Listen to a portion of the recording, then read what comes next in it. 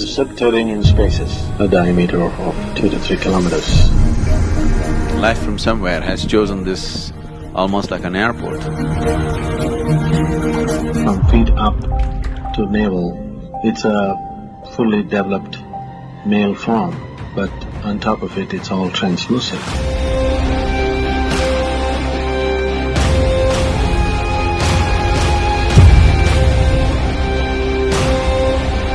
His problem was he could enter the solar system only at certain times.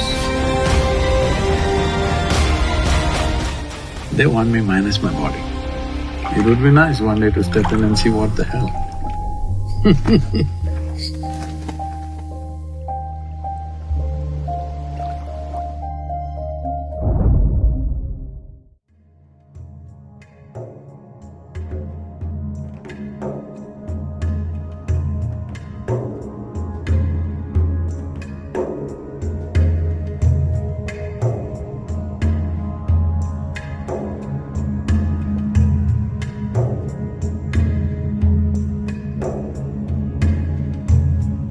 From here on, whatever I speak is just conjecture and legend.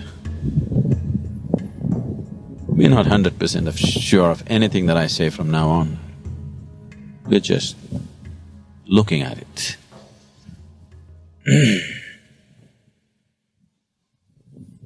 One thing is clear, here, this we are 100% sure is there's a tremendous amount of activity in the lake. And this activity is… the nature of the activity is such that it has nothing to do with anything that we know as life on this planet. It's something totally different. It's life, but not the way we know it.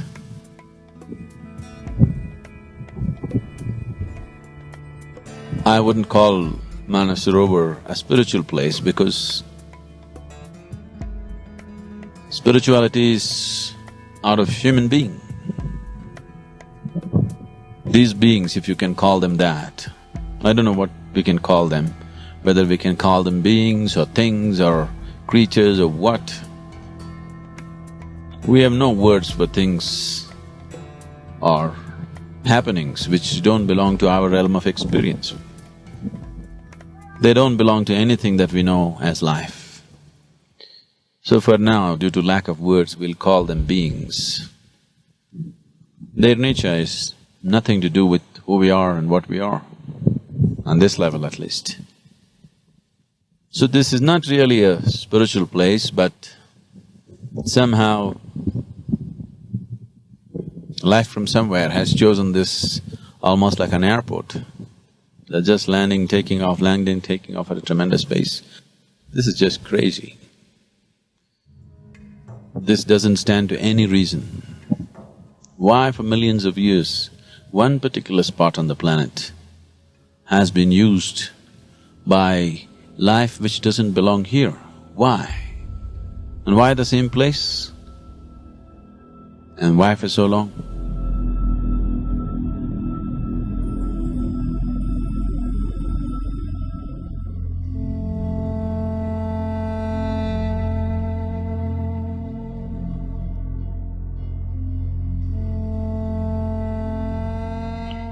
Why Kailash has always been considered as the abode of many great beings is because many great beings chose to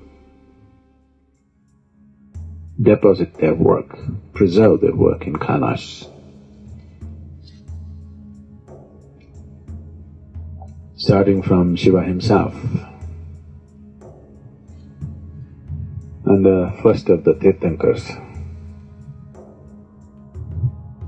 and two of greatest Buddhist teachers.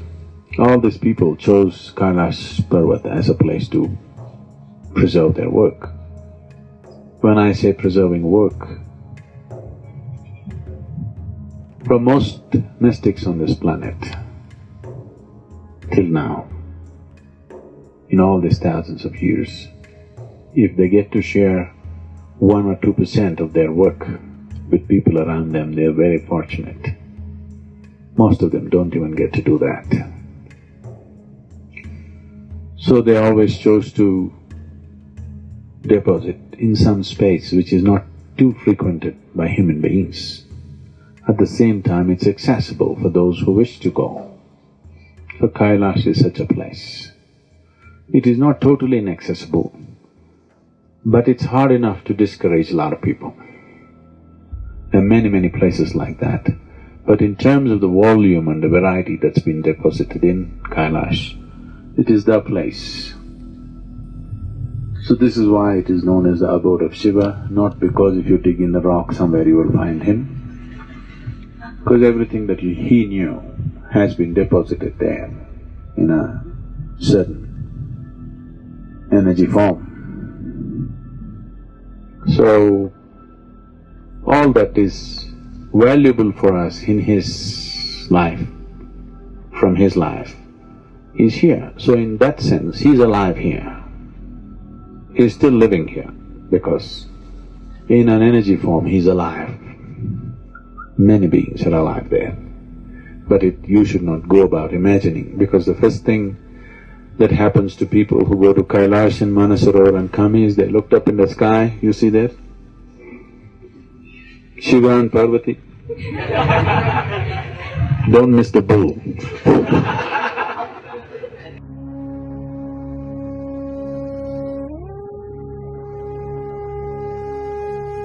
So Manasarovar is significant because it is culturally significant, because whenever Shiva is a bit of a vagabond householder, he goes away. So his wife, Parvati, instead of staying in Kailash, she comes down here because that's all iced up. She comes down here, at least there's cold water. So she lives here largely. I want you to imagine, you're the just only woman sitting on the banks of Manasarovar lake, nothing here. She wants to have a baby. She's unable to have a baby because Shiva's seed is not human. So, it's clear that she cannot have a baby with him. But when she's alone, when she's with him, she's fine. When he's gone for long periods, her maternal instincts took over, she wants to have a baby. So one day, she smeared herself with sandal paste head to toe, waited for a period of time, then slowly peeled off all the sandal paste. When you do this, a certain amount of your skin or your cells will come away. Making use of this, using her tantric power, she made the shape of a baby and breathed life into it. A nice little boy came, and she was very happy in the company of this boy, and he grew up, just the two of them, nobody. And Parvati wants to have bath. So she set up a small barrier and asked the boy to watch out, that nobody comes this way. So the boy took this duty as a he's very proud to guard his mother. He's in that state. And Shiva and his friends landed up. So he wants to see his wife, he's coming that way. And the boy stopped him and questioned him, "Who are you?" Shiva thought, "Oh, you asking me, who are you?" With a flick of his sword, he took off the boy's head and went to see Parvati. Very happy to see his wife after 12 years. But the wife saw blood on his sword and she screamed. And he got the works. Then he doesn't know what to do. He thought after 12 years he'll get a great welcome. Here she is freaking on him.